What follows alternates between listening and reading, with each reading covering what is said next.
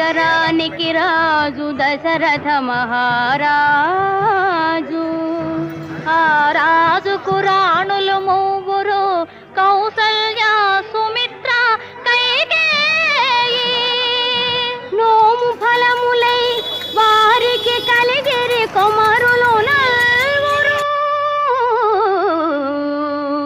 Rama Lakshmana Bharata శత్రుఘ్నులు.